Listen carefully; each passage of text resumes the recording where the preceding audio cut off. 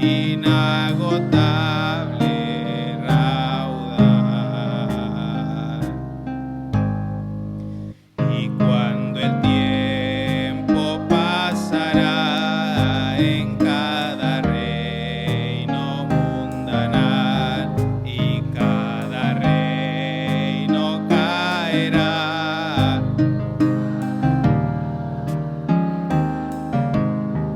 el gran amor del Redentor por siempre durará. La gran canción de salvación su pueblo cantará. Oh, amor de Dios brotando está, inmensurable, eternal, por las edades durará, inagotable raudal. Con amor eterno te he amado. Jeremías 31:3. Hola hermanos, muy buenos días, bendiciones para todos, bienvenidos sean a la casa del Señor. Es un tremendo gozo estar aquí en la casa de nuestro Dios para poder bendecir el nombre del Señor públicamente. En esta mañana tenemos 3 visitas que nos acompañan. Tenemos la visita de Natanael, bienvenido sea Natanael a la casa del Señor, ¿verdad? También nos acompaña Abigail, bienvenido seas a la casa del Señor. Nos acompaña Aurora y Vicky, también bienvenidas sean a la casa del Señor. Bueno hermanos, hoy tengo el privilegio de impartir la Santa Cena y quiero por favor que vayan a sus Biblias a la primera carta del apóstol Pedro, capítulo 1, pero ahora vamos a leer del versículo 17 al versículo 21. Primera de Pedro, capítulo 1, versículos 17 al 21. ¿Ya lo tienen todos, mis hermanos? Dice así la palabra de Dios. Quien todavía tenga buena vista puede verlo ahí en el proyector que nuestro hermano Abner lo está proyectando. Así que vamos a leer y luego entramos a la meditación de la palabra de Dios. Dice así: y si invocáis por Padre a aquel que sin acepción de personas juzga la obra de cada uno, conducíos en temor todo el tiempo de vuestra peregrinación, sabiendo que fuiste rescatados de vuestra vana manera de vivir, la cual recibisteis de tus padres, no con cosas corruptibles como oro o plata, sino con la sangre preciosa de Cristo, como de un cordero sin mancha y sin contaminación, ya destinado desde antes de la fundación del mundo, pero manifestado en los postreros tiempos por amor de vosotros, y mediante el cual creéis en Dios, quien le resucitó de los muertos y le ha dado gloria, para que vuestra fe y esperanza sean en Dios.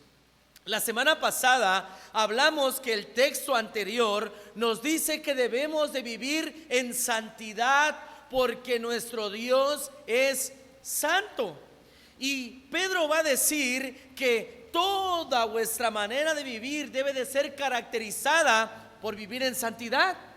Pero ahora, un poco más abajo, lo que acabamos de leer en el versículo 17, va a hacer énfasis en el sacrificio o en la obra salvífica que Cristo hizo por cada uno de nosotros.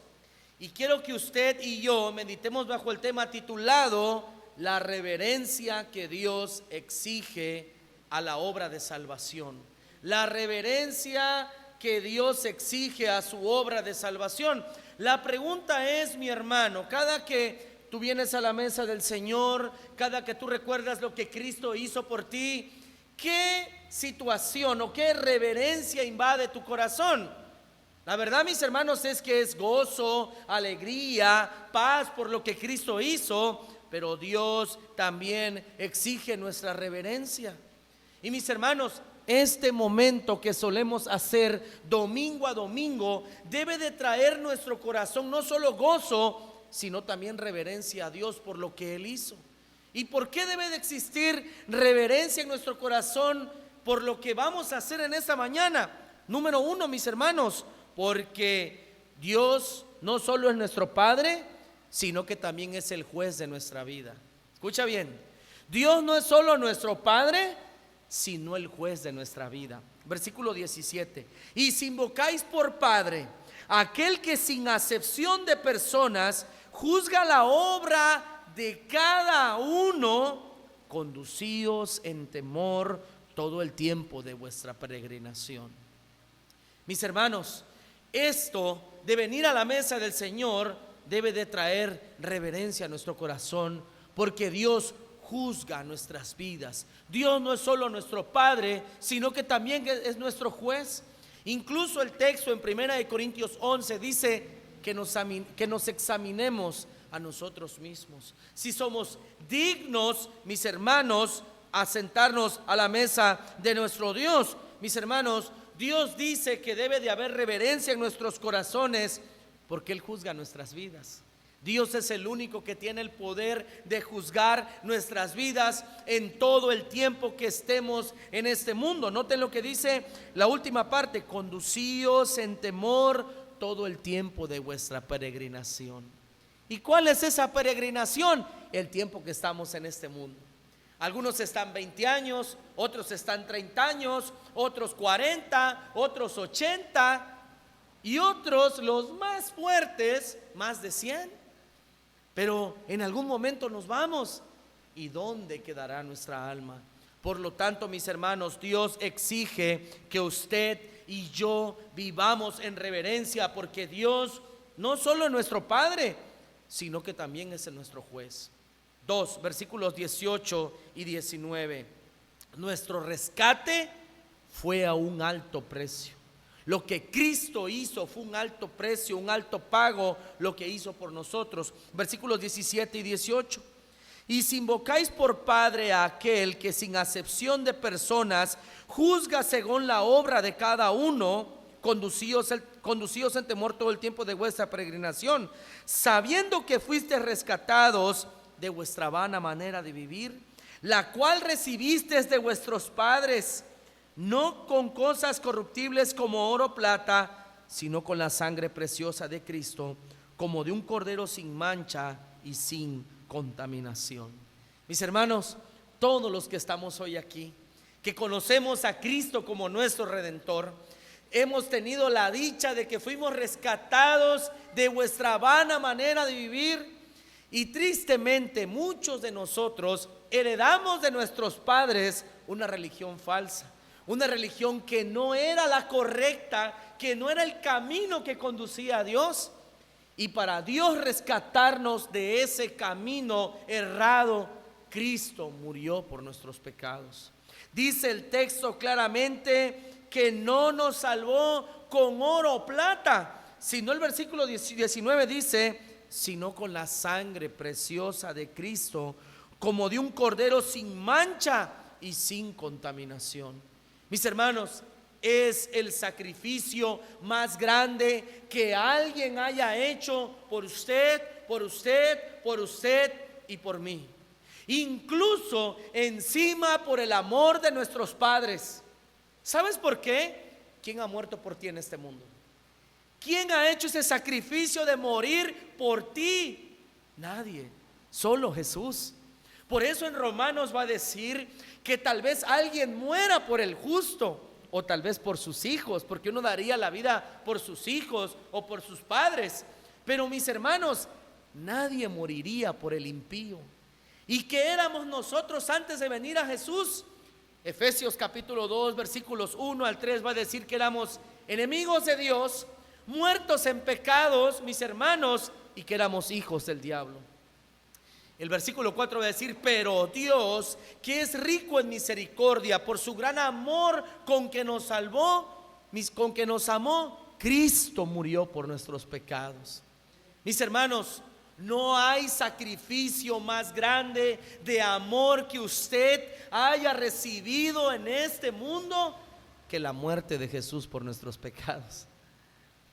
Yo te puedo decir algo: a no ser que se suelte una tercera guerra mundial y nos toque verlos y nuestro país entre a esa guerra, tal vez a los hombres nos toque dar la vida, porque así es, a los hombres nos mandan a la guerra y las mujeres en casita, como debe de ser. Pero mis hermanos, tal vez ahí nos toque dar la vida, pero mientras tanto, solamente Jesús habrá muerto por ti y por mí. Solamente Él se entregó para salvarnos, mis hermanos, de nuestros pecados. Ese es un alto precio, y quien murió en la cruz no es cualquiera, es el Hijo de Dios, es Dios mismo en la carne, el ser más grande y sublime que hay en todo el universo conocido, mis hermanos. Es ni más ni menos que Dios murió por nosotros, mis hermanos. Y finalmente el versículo 20 al 21 va a decir, mis hermanos, que debemos de vivir en reverencia, porque es un plan de salvación amoroso que Dios destinó para nosotros. Versículos 20 al 21. Ya destinado desde antes de la fundación del mundo, pero manifestado en los postreros tiempos por amor de vosotros, y mediante el cual creéis en Dios, quien le resucitó de los muertos y le ha dado gloria, para que vuestra fe y esperanza sean en Dios. Mis hermanos, Dios exige reverencia ante el sacrificio que Él hizo por nosotros. Qué bueno que exista el gozo, qué bueno que exista el amor en nuestros corazones por Dios, el gozo, todo lo que sentimos cada que venimos a la mesa. Pero también vengamos con reverencia, porque lo que Cristo hizo por nosotros no hay que se compare, mis hermanos, a lo que Dios hizo por cada uno de nosotros. Cuando algún día te entre la melancolía, más a las mujeres que no se sienten queridas, que se sienten menospreciadas, recuerda que hay alguien que murió por ti, y es ni más ni menos que el ser más grande que existe en el mundo, y que ese es el verdadero hombre, el hombre de verdad. Todos los demás somos un intento de lo que Él fue en este mundo, mis hermanas. Recuerden esa reverencia, hermanos, que debe de traer a nuestros corazones este momento, y la gratitud que debemos de sentir, porque Cristo murió por nuestros pecados y resucitó para nuestra salvación. Eso debe de traer un gozo, mis hermanos, que debe de ser todos los días el motivo de nuestras vidas para vivir para Él, para su gloria.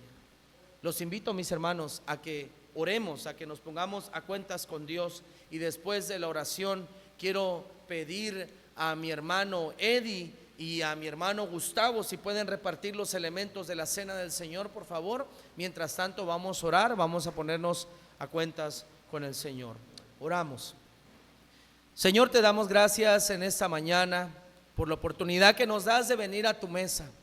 Gracias, Señor, porque venimos a celebrar tu amor, tu gracia, tu misericordia, pero también, Señor, venimos a pedirte que nos ayudes a poner esa reverencia en nuestro corazón, que mis hermanos y yo no caigamos, Señor, en la rutina de hacer esto cada domingo y perdamos de vista, Señor, la reverencia que tú exiges. Que mis hermanos y yo, Señor, nos conduzcamos en reverencia, en temor todo el tiempo de nuestras vidas en este mundo, Señor. Que nos ayudes, Padre bendito, a tener en alto lo que tú hiciste por nosotros, morir y resucitar para nuestra salvación. Gracias por ese plan de amor, de salvación, que en esta iglesia solemos, Señor Jesucristo, celebrar domingo a domingo. Padre, te pedimos perdón por nuestros pecados, perdona nuestros malos hechos, nuestras vanas palabras y aún nuestros malos deseos. Que mis hermanos y yo en tu gracia seamos aptos, Señor, para sentarnos a tu mesa. Perdona nuestros pecados, Padre, santifica los elementos que simbolizan tu cuerpo y tu sangre, que fue inmolada por nuestra salvación. Ayúdanos, Padre, a seguirte siendo fieles, a amarte, a vivir reverentemente en este mundo, Señor, porque te lo pedimos en el nombre de Jesús. Amén y amén. Bueno, voy a pedir a mis hermanos antes mencionados que repartan los elementos. Mientras tanto, vamos al texto de 1 Corintios 11 para tomar de la cena del Señor. Gracias a los hermanos que repartieron los elementos y a nuestro hermano Raúl. Bueno, vamos por favor a la lectura del texto en 1 Corintios 11, 23. Dice así la palabra del Señor: porque yo recibí del Señor lo que también os he enseñado, que el Señor Jesús, la noche que fue entregado, tomó pan y habiendo dado gracias, lo partió y dijo: tomad, comed, esto es mi cuerpo, que por vosotros es partido. Haced esto en memoria de mí. Participemos.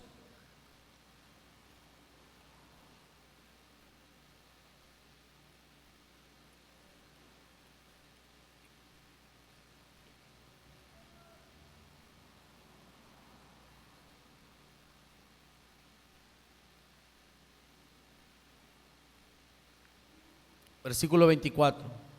Asimismo, tomó también la copa después de haber cenado, diciendo: esta copa es el nuevo pacto en mi sangre. Haced esto todas las veces que la bebiereis en memoria de mí. Vamos a participar. Los invito a que nos pongamos en pie. Vamos a leer el versículo 26 y vamos a cerrar con una oración. Dice así el texto, a la cuenta de 3, 1, 2, 3. Así pues, todas las veces que comieres este pan y bebieres esta copa, la muerte del Señor anunciáis hasta que Él venga. Oramos, mis hermanos. Señor, gracias por este momento tan solemne que nos permite recordar tu obra, tu muerte, tu resurrección y también tu regreso.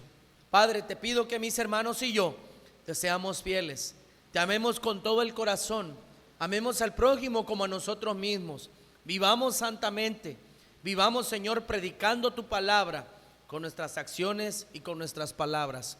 Que tu nombre sea glorificado en medio de nosotros y ayúdanos a vivir reverentemente como tú nos los exiges en tu palabra, porque te lo pedimos en el nombre de Jesús. Amén y amén. Muy bien, hermanos, hoy es domingo de agosto y en la Junta se propuso de que este mes igual se hablara de la Biblia, porque es el mes de la Biblia. Así que las dos prédicas, la de hoy y la siguiente, van a estar centrados en el texto bíblico, la Biblia. Vamos a hablar de cuestiones generales de la Biblia. Y se dijo, bueno, parte 1, porque la siguiente parte será el siguiente domingo, si el Señor lo permite. Y el texto que se leyó hace momentos, el Salmo 19, va a ser el texto que vamos a dar una reflexión. Bueno, comencemos. ¿Qué es la Biblia para ti? ¿Qué es la Biblia para ti? Cada quien puede dar una respuesta muy, digamos, sustentada doctrinalmente, sustentada con su experiencia, la teología o su vida personal, sus estudios o su experiencia con Dios. Entonces, la Biblia es tan importante o no. Va a depender de ustedes, porque la pregunta es, ¿qué es la Biblia para ti? Por supuesto, en esta iglesia, la Biblia es muy importante, que todos los domingos hacemos mínimo 2 prédicas relacionados con la Biblia o basados en la Biblia. ¿Qué es la Biblia para ti? Ahora, como es el mes de la Biblia, es necesario instruir, enseñar. Vamos a tomarnos el tiempo para enseñar cuestiones generales y luego nos centramos en el Salmo 19. Primero en español. Libro es una palabra que está en el género masculino. El libro, ¿no? Es singular. En español, libro singular. Bueno, pero si le agrego el sufijo s a la palabra que está en singular, en español se transforma a plural. Básico, ¿verdad? Eso todos lo saben. Libro, libros. Bueno, ¿qué tiene que ver con la Biblia? Está relacionado. La palabra griega biblion biblion tiene un sufijo on. El sufijo on, dirán, pero ahí yo veo una V, no, es una nu en griego. El sufijo on indica que esta palabra es del género neutro, y está en singular. ¿Qué significa? Biblion significa libro. Biblion significa libro. No es como el español, lo que termina en on es grande, ¿no? Grande, campeón. Grandulón. No. Aquí el on en griego es singular, en el género neutro. Muy bien. Y el sufijo a que tenemos aquí es del neutro plural. Y Biblia, así se lee, Biblia, sería una palabra neutra plural. Y significaría libros. O sea, cuando alguien dice la Biblia, se está refiriendo a libros. Aunque en nuestra edición actual sea un libro, pero su significado en cuestión etimológica, de dónde proviene la palabra, es un plural. Porque antiguamente los libros se escribían de manera independiente. O sea, los que tenemos en la Biblia, cada libro bíblico, o la mayoría, surgieron de manera muy independiente. Primera de Pedro se escribió solamente Primera de Pedro. Romanos, solamente Romanos. Luego vinieron y lo compilaron, lo agruparon. Y cuando se les agrupa, ya se les llama Biblia. Bilibros. ¿Ok? Claro, hoy en día se ha usado la palabra Biblia para otras cuestiones. Biblia de las matemáticas, significa el libro autoritativo en matemáticas. Pero ese es otro uso que se le da a la palabra Biblia, porque ya la Biblia se ha convertido en un libro autoritativo, o mejor dicho, un libro autorizado y un libro que hay que respetar. Entonces usamos la palabra Biblia para cualquier otra cosa. Biblia de ingeniería, Biblia de matemáticas, Biblia de tal. Pero ese es otro uso. El uso que le damos aquí, por el momento, es de conjunto de libros. Entonces, la Biblia es un conjunto de libros. Eso es lo primero que debemos entender. La Biblia es un conjunto de libros. Hago paréntesis aquí. ¿Por qué hablamos de la Biblia en el mes de agosto? Simplemente porque así se celebra en algunos países. En otros países se celebra en septiembre. En México se celebra en agosto. Solamente por eso. Pasamos a la pregunta, ¿cuántos libros? Porque dice Biblia, libros, plural. ¿Cuántos libros? Y una respuesta correcta es, depende del canon y del grupo religioso. Depende del canon. La palabra canon significa regla. Regla, ¿de dónde a dónde? ¿Cuántos? En otras palabras, matemática simple, ¿de dónde a dónde? Eso es canon. Y muy importante porque eso es lo que definió la cantidad de libros. Se llama el canon de la Biblia. ¿Cuántos libros deben estar considerados como palabra de Dios? Y a lo largo de la historia hubo intentos de definir esos libros inspirados por Dios. Y digo aquí, depende del grupo religioso, porque si preguntas a la Iglesia Católica te va a decir, son 76. Si preguntas a un bautista, son 66. Si preguntas a un cristiano ortodoxo que está en Rusia, en Grecia y los demás, van a decir un poquito más. Si preguntas a un cristiano etíope, va a decir otra cifra. O sea, depende del grupo religioso. ¿Cuántos libros deben formar la Biblia? Para el Nuevo Testamento, todos los grupos religiosos aceptan 27 libros, todos. Católicos, protestantes, los de Rusia, los de Grecia, 27 libros. De Mateo a Apocalipsis. Entonces, para el Nuevo Testamento no tenemos problemas. Todos tienen el mismo canon, la misma regla. Para el Antiguo Testamento, nosotros en esta iglesia y otras más seguimos el canon corto, o sea, el canon con menos libros. Pero dirán, ¿cuál es la razón para que nosotros sigamos el canon corto? ¿Cuál es el argumento racional? Porque ningún ángel vino a decir a la iglesia, solamente son esta cantidad de libros. Ningún ángel. No vino Dios en una revelación a decir, estas son la cantidad de libros. Son argumentos racionales que uno toma para decir, esto es el canon.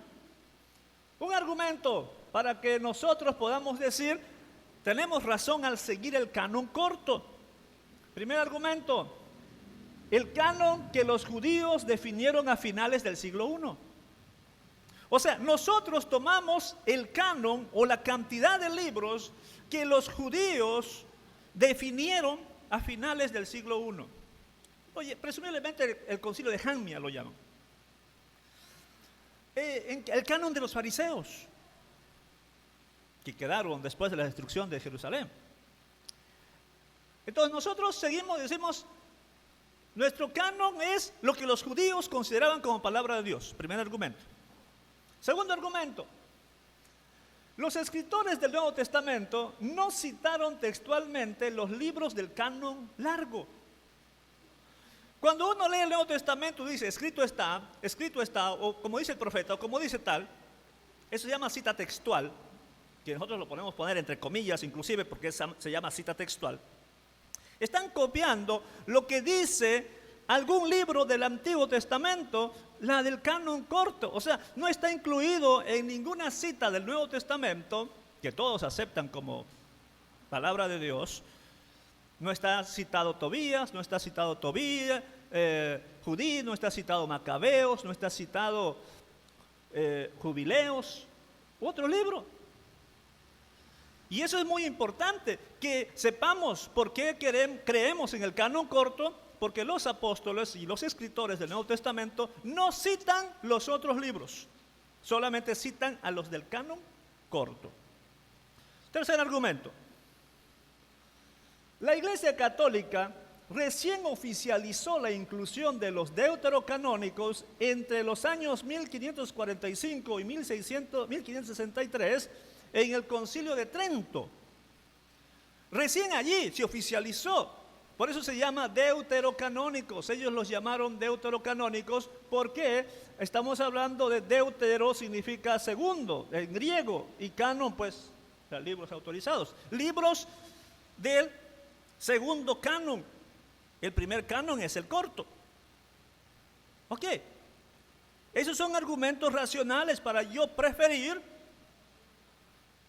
el canon corto. Bueno, además de eso podemos incluir la coherencia teológica, que no hay contradicción, no enseñan cuestiones inmorales, porque al parecer a los libros que son deuterocanónicos y los apócrifos, que son otros libros, enseñan cuestiones que afectan la moral. Pero con estos tres, yo creo que es suficiente para hacer una correcta defensa del canon corto. Entonces, si te preguntan, ¿qué canon sigues? O te preguntan, ¿cuántos libros tiene la Biblia? Tu respuesta correcta puede ser 66 libros. Ya, 66 libros. Otra respuesta correcta puede ser el canon corto. Corto en comparación con los demás cánones. Y otra respuesta, aunque no me gusta mucho esa respuesta porque suele ser muy, a veces resultar en cierto fanatismo, no es muy racional este argumento, pero de todas maneras, la Biblia verdadera. ¿Qué canon tiene? La Biblia verdadera. ¿Y cuál es esa? Pues la Biblia verdadera, la que yo tengo, ¿no? Lo que yo tengo. Por eso no me gusta mucho esa respuesta, pero es una respuesta válida. Una respuesta válida. Entonces, cuando hablamos de Biblia, debemos definir la palabra canon. Canon es regla, pero en el estudio bíblico es de qué libro consideramos inspirado por Dios. Ahora, si se preguntara cuál fue el proceso de canonización, eso no lo puedo explicar ahorita. Es una historia larga. Es un proceso largo Para el Antiguo Testamento probablemente se va a cerrar en el siglo I por los judíos, aunque la Iglesia Católica lo cierra para ellos en 1560. Por eso digo, es una historia larga. Y para el Nuevo Testamento duró unos 3 siglos, más o menos, en la historia de definición de los qué libros entran o no en el canon. Pero ya con estos argumentos podemos defender Biblia de 66 libros. Ahora, ¿quiénes escribieron la Biblia? ¿Quiénes? Respuesta válida: no sabemos el número exacto de escritores. No sabemos.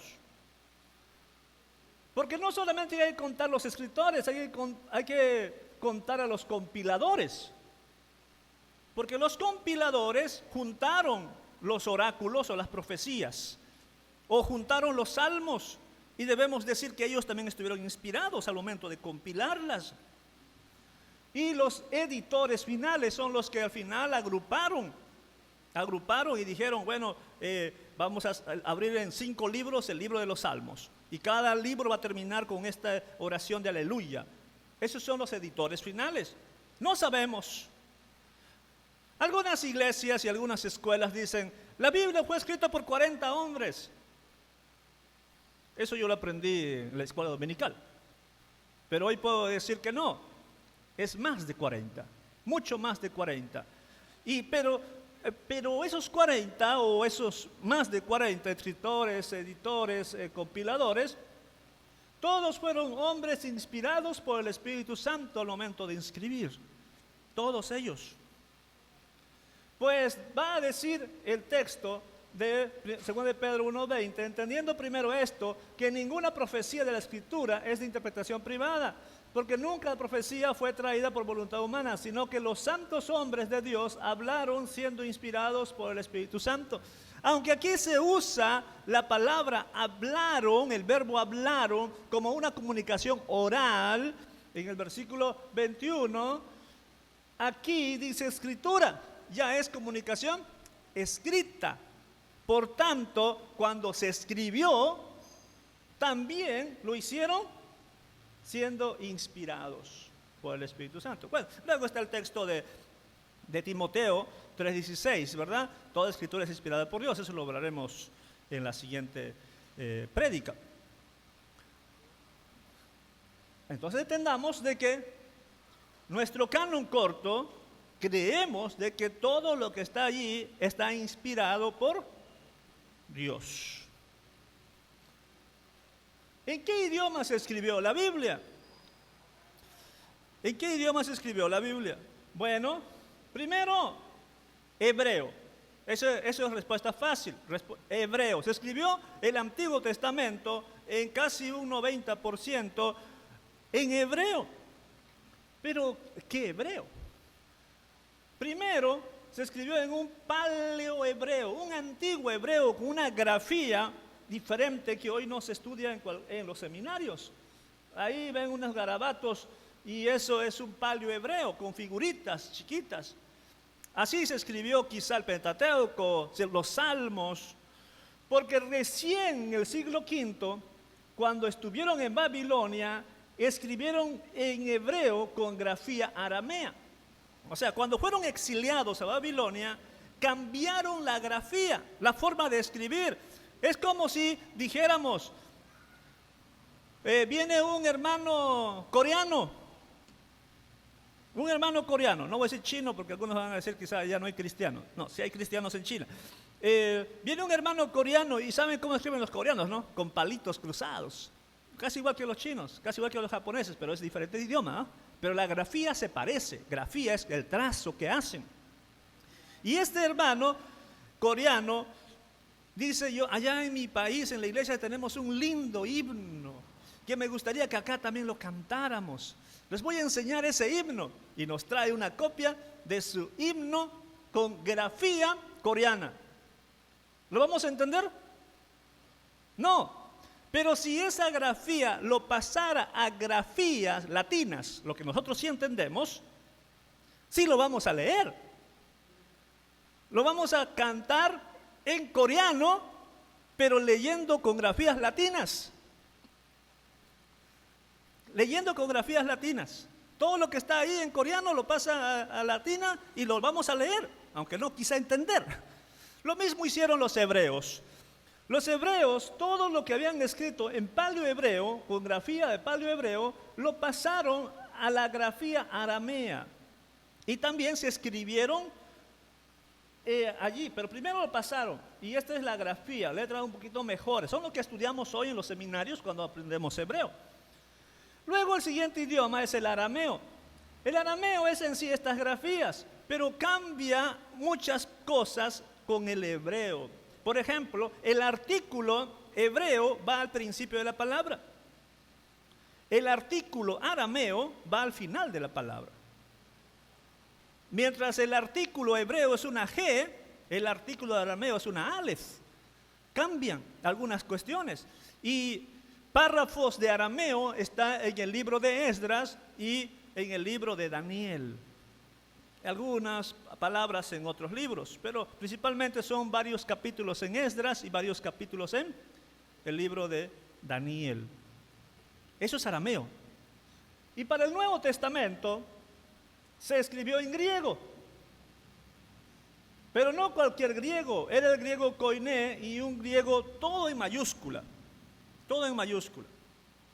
Muy bien, eso es, de alguna manera, los idiomas en que se escribieron, y de allí los eruditos, amantes del griego y del hebreo, llevaron a lo que se va a llamar la traducción. ¿Cómo traducimos? Y se tradujo al griego, la Septuaginta, se tradujo al siriaco, se tradujo al latín, y luego más adelante, siglos después, se tradujo al español. Y se siguen traduciendo al español para actualizar un poco más el texto bíblico, para que se pueda entender. Porque hoy en día, en muchas culturas ya no se usa la palabra hembra para mujeres. Aquí en México, al sur, todavía, en Guatemala todavía, pero en la mayoría de los países ya no se usa palabra hembra para mujer. Entonces es necesario cambiar eso a mujer. Y en las nuevas traducciones que están surgiendo. Bueno. Ahora bien, principio general. El creador del universo como soberano, porque Él es el soberano de todo, Él quiere ser escuchado y quiere ser obedecido.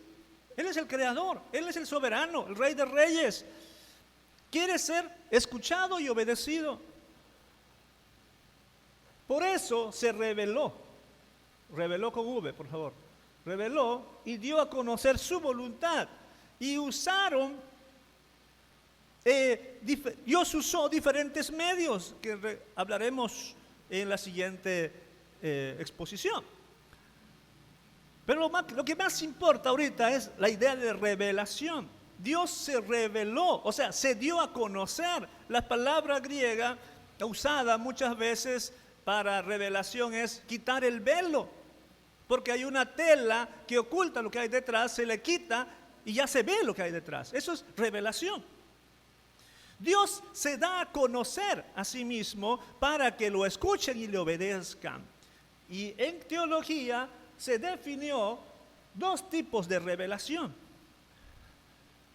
la revelación general y la revelación especial.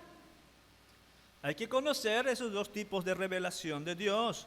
La revelación general incluye la cuestión de creación. Dios crea y a través de la creación revela su poder, como nos cuenta el libro de Romanos capítulo 1, y lo que hablaremos en unos minutos. Dios habla, se da a conocer por su creación, pero también se da a conocer por la conciencia. En cada ser humano hay una conciencia, eso nos va a decir Romanos capítulo 12, versículos 14 al 16. Entonces, esto es revelación general. Pero también hay una revelación especial. Y esa revelación especial es Biblia. La Biblia es la revelación especial y Jesucristo. Aunque Jesucristo es la revelación suprema de Dios, sabemos de Jesucristo por la Biblia. revelación especial. Y en este mes se va a celebrar y se va a hacer un esfuerzo entre la mayoría de las iglesias que aceptan este mes para celebración, un esfuerzo para difundir la Biblia. Un esfuerzo. Y ustedes pueden ser parte. Hermano Víctor va a hacer un anuncio luego de cómo pueden participar de manera personal con Biblia. Pero como iglesia en general también se puede participar difundiendo la Biblia. Muy bien. Ambas revelaciones, tanto la revelación general como la revelación especial, aunque no del todo detallado, pero sí algunas luces, vamos a encontrarlos en el Salmo 19. El Salmo 19 nos va a hablar de la revelación general y de la revelación especial, aunque no todos los detalles, pero sí algunos matices.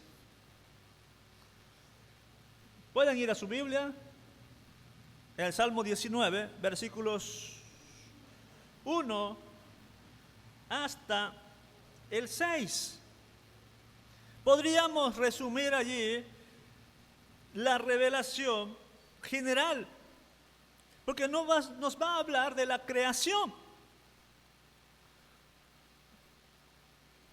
La creación nos habla de Dios.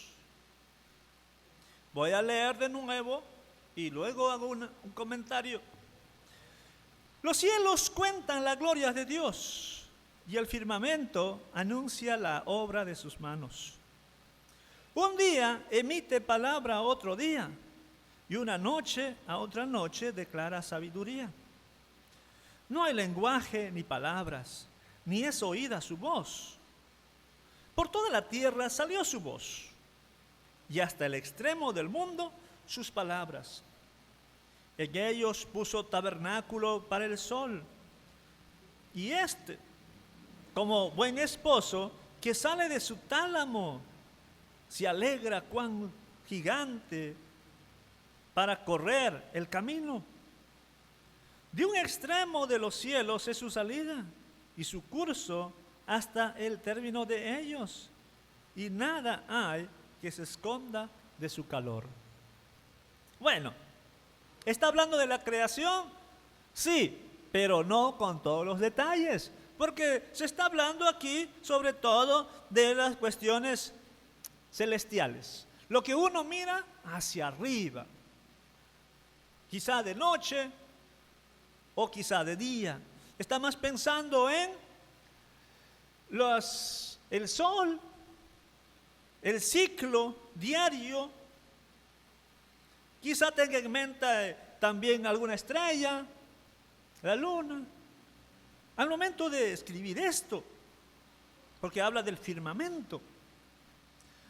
Pero el salmista, no porque desconocía, sino porque su propósito era simplemente hablar de las obras de Dios, pero no se dio el tiempo para escribir toda la obra de Dios, como las montañas, los ríos, los animales de diferentes especies, que también nos revelan a Dios, nuestro cuerpo, que también nos revela la obra de Dios, y las cuestiones microscópicas, que nos hablan tanto de Dios. Con lo poco que el salmista pudo mirar su entorno, se centró en el firmamento, que era algo que asombraba ciertamente. Asombraba ver al sol, la luna, las estrellas. Y muchos de los contemporáneos atribuían a esas obras de creación como dioses. Pero el salmista dice, no. Esos no son dioses, son creación de Dios. Y con lo poco que podía ver sus ojos, nos da este maravilloso relato. Pero si él tuviera la tecnología que tenemos hoy, como los telescopios para mirar más allá, ¿qué cosa no escribiría? Este salmo necesita quizá actualizarse, no para que entre en el canon, ojo, no para que entre en el canon, sino para que podamos admirar más. O sea, que se pueda, este salmo o estos 6 primeros versículos, seguir escribiéndose como añadir más líneas a la poesía, resaltando la obra creadora de Dios hacia arriba. Pero también podemos escribir acerca de lo que está en la superficie, lo que está bajo el agua y las cosas que nuestros ojos no pueden ver porque son demasiado pequeñas y requerimos un microscopio. ¡Wow! ¿Cuántas páginas saldrían de este gran poema? ¿Se imaginan? ¿Alguien se atreve a hacerlo? Sería magnífico, un poema resaltando la obra de Dios. Bueno, pero el salmista no quiere decir, bueno, qué bonito es. El salmista quiere que la gente entienda de que por medio de las cosas hechas, Dios se revela, Dios se da a conocer. Porque esas cuestiones de la creación hablan, aunque no hablan. ¿Cómo es eso? Porque aparente una contradicción entre el versículo 3 y el versículo 4. No hay lenguaje, ni palabras, ni es oída su voz, por toda la tierra salió su voz. ¿Cómo es eso posible? Total, ¿sale su voz o no sale su voz? Hay que entender la cuestión poética. No tienen boca para hablar y escuchar con sonidos que podamos entender en un lenguaje humano. ¿Y qué idioma dirán? No, pero su hablar es a través de lo que son. ¿Qué somos? Majestuosos. Y alguien nos hizo, y ese alguien es Dios. Todas las culturas entendieron esa voz, pero no identificaron o no quisieron identificar correctamente de quién están hablando. Todas las culturas antiguas dijeron, dioses, son dioses. Por su pecado es probable que hayan dicho, no queremos un Dios todopoderoso, solo queremos muchos dioses. Pero sí reconocieron que alguien tuvo que haber hecho el sol, la luna, las estrellas y todo el mundo. Les costó identificar el nombre de ese creador. Y por su rebeldía adoraron a estas cuestiones creadas. La tierra, la creación, nos habla de Dios. Por supuesto, el poeta del versículo 4 hasta el versículo 6 va a hablar de una cuestión de la cosmovisión de ese tiempo, cómo giraba el sol alrededor de la parte de la tierra, cómo giraba, pero no era un giro completo, porque sale de un lado corriendo como guerrero gigante, dice la Reina Valera, pero debe ser un guerrero, como guerrero sale corriendo y luego regresa corriendo. Y esa es la idea, ¿no? De día y luego de noche va por arriba y luego regresa de día. Todo, y como un novio enamorado, como un novio que va a ver a su novia, sale corriendo.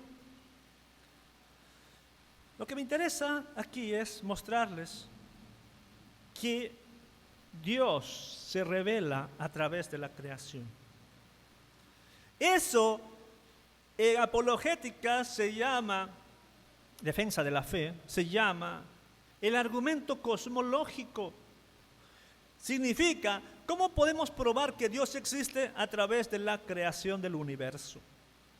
Porque Dios se revela a través de la creación.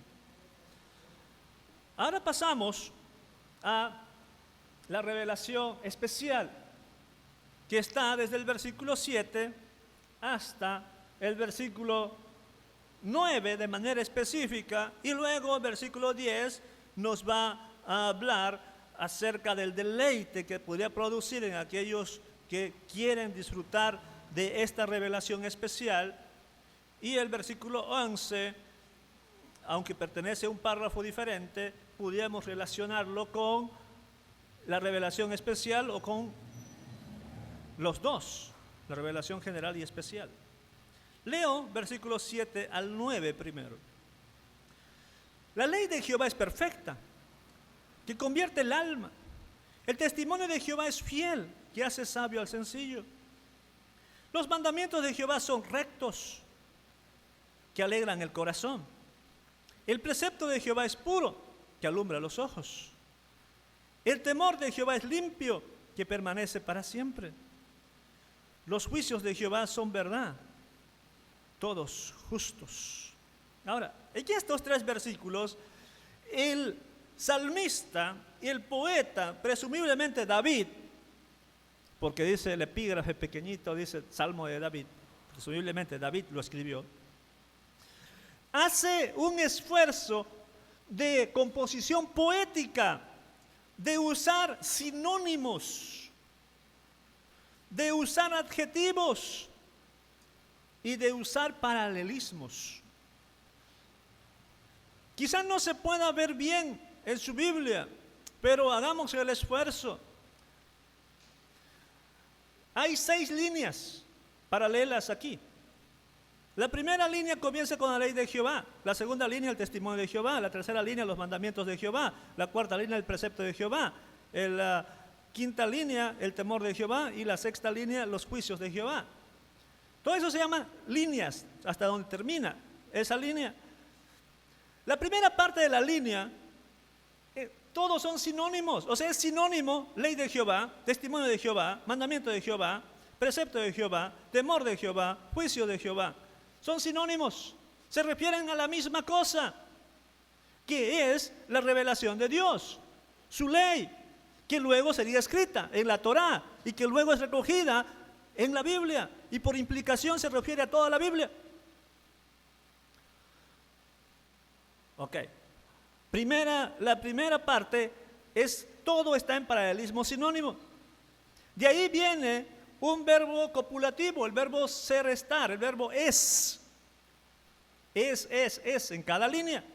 De ahí viene un adjetivo, lo que va a describir a esa frase relacionada con la Biblia. Podríamos resumir, la Biblia es perfecta. ¿Qué más? La Biblia es fiel, la Biblia es recta, la Biblia es pura, la Biblia es limpia, la Biblia es verdad. Estamos haciendo lectura paralelos. Luego, la última parte de cada línea nos presenta los resultados. Los resultados, a excepción de la línea 6, los resultados de que uno obtiene al leer, meditar, al vivir de acuerdo a la Biblia. Dice, 1, convierte el alma. 2, hace sabio al sencillo. 3, alegra el corazón. 4, alumbra los ojos. 5, permanece para siempre. Y probablemente la línea 6 esté relacionado con la línea anterior. Beneficios de la Biblia. ¿Quieres cambiar tu estilo de vida? Línea 1. No es cambiar tu cuerpo, es cambiar tu alma. ¿Quieres cambiar tu vida? Anda a la Biblia. ¿Quieres ser inteligente? ¿Quieres ser inteligente? ¿Quieres ser sabio? Anda a la Biblia, según la línea 2. Anda a la Biblia. ¿Quieres tener una sonrisa en tu vida, alegría en tu vida? La línea 3 va a decir que la Biblia alegra el corazón. ¿Por qué te alegra el corazón? Porque te dice lo que vas a disfrutar después de muerto y lo que vas a tener en vida si vives una vida sabia.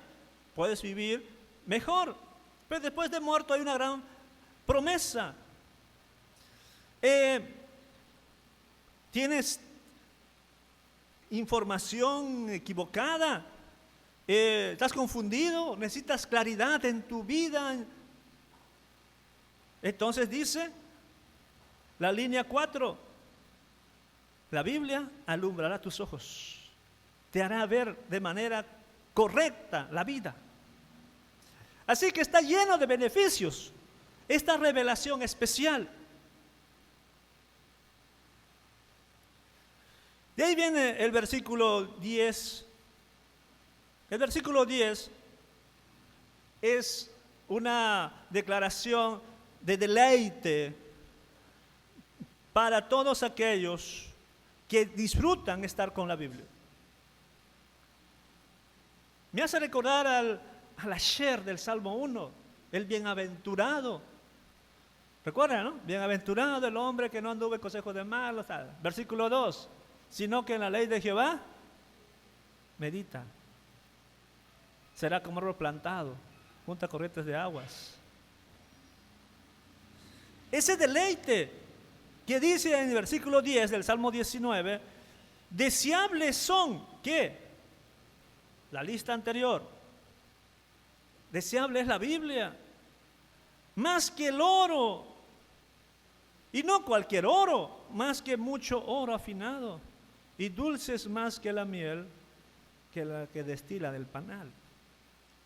Bueno, aquí se habla de la búsqueda de riquezas. Búsqueda de riquezas, el oro. Así como la gente busca el oro y otros materiales preciosos y luego el dinero, la búsqueda de eso, dedican tiempo a eso. El ir a la Biblia tiene mucho más valor que cualquier de todo lo que es riqueza. Mucho más valor. Deberías desear más que tener tus millones de dólares. Digo dólares porque saben que la moneda mexicana está devaluada, pero si tuvieras poco en dólar, se multiplica en pesos, bastante. Tus millones de dólares o tus diamantes, oro, carros, lujos, así como buscar eso, mejor debe ser buscar la Biblia. Deseables. Y luego hay otro deleite, la miel. Otro deleite. La Biblia, la revelación especial, es necesaria para poder disfrutar de esta vida, una vida con sentido. Y el versículo 11,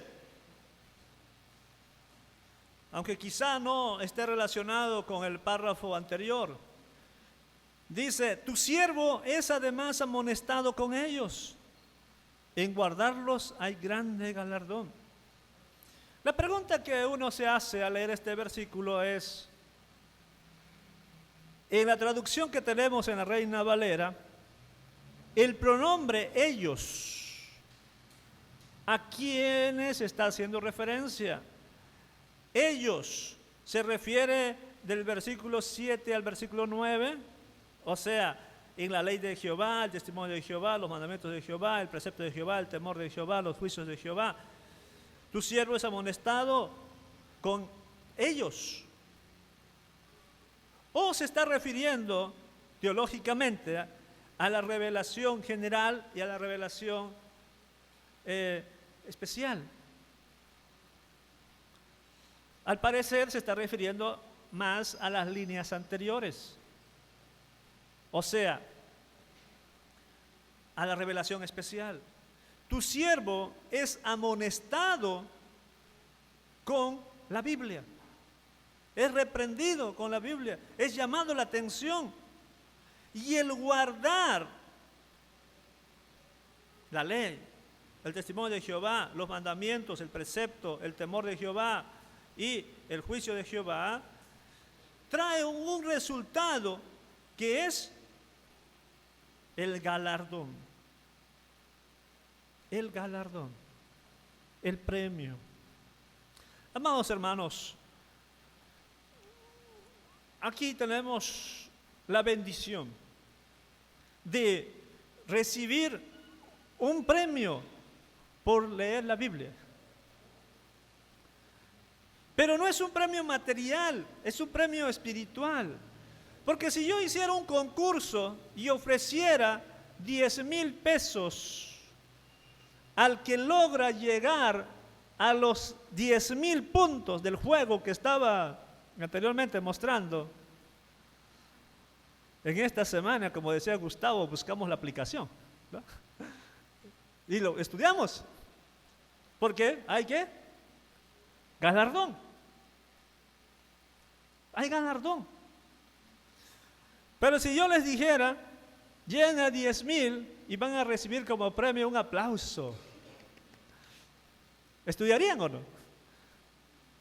No habría mucha motivación, ¿verdad? Por lo general nos movemos por el premio. Nos movemos por el premio. ¿Qué me da? ¿Qué hay a cambio? Y vuelvo al Asher del Salmo 1. Vamos al Salmo 1, por favor, para reforzar la idea de que tenemos premio. El Salmo 1 dice: bienaventurado el varón que no anduvo en consejo de malos, ni estuvo en camino de pecadores, ni en silla de escarnecedores se ha sentado, sino que en la ley de Jehová está su delicia, y en su ley medita de día y de noche. Será como árbol plantado junto a corrientes de agua, que da su fruto a su tiempo y su hoja no cae, y todo lo que hace prosperará. No así los malos, que son como el tamo que arrebata el viento. Por tanto, no se levantarán los malos en el juicio, ni los pecadores en la congregación de los justos. Porque Jehová conoce el camino de los justos, mas la senda de los malos perecerá. Si nos centramos en el versículo 2 y incluimos el versículo 3, está allí el deleite en meditar en la ley de Dios día y noche. La Biblia, meditar constantemente. Y por extensión habrá premio. Será como árbol plantado. Todo lo que hace, dice la última línea, prosperará. Ahí está el premio. Lastimosamente, ese prosperar muchas veces no se convierte en riqueza material. ¿Ya? Pero la promesa está en que sí vas a ser prosperado. Beneficios de disfrutar de la revelación especial. En este mes de la Biblia, amados hermanos, les animo a que disfrutemos de la Biblia, porque uno de los objetivos de la Sociedad Bíblica Mexicana y de las iglesias que hicieron posible que en México se celebrara en el mes de agosto, el mes de la Biblia, era que en este mes se lea más la Biblia que en otros meses. Ese es uno. Dos, que en este mes se regalen más Biblias que en otros meses. Tres, que en este mes se conozca más de la Biblia que en otros meses. Así que esos tres objetivos y otros más que se incluyen en las Sociedades Bíblicas Unidas, vamos a intentar hacerlo, leyendo la Biblia, regalando Biblia y conociendo más de la Biblia. Vamos a orar. Señor, muchas gracias. Gracias por esta reflexión y exposición. Gracias por tus hijos e hijas que están reforzando sus conocimientos en cuanto a la Biblia y también reflexionando por todo lo que tienen que aprender y vivir. Gracias, Padre. Bendice lo que queda del culto, bendice el discipulado y todo lo que se va a hacer después, Señor. En Jesucristo oro, amén.